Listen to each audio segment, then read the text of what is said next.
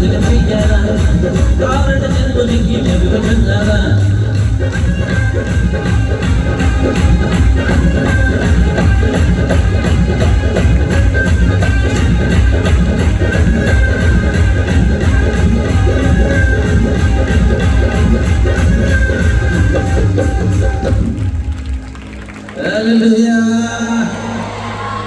ముగింపండి ఇలా బిగింపుతూ ఉన్నారు.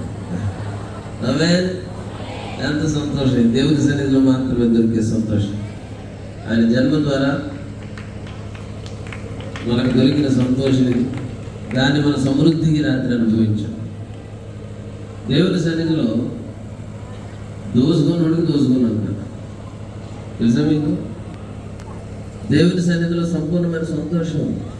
దోసుకున్నాడు దోసుకున్నాను, లాక్కున్నాడు లాక్కున్నాను.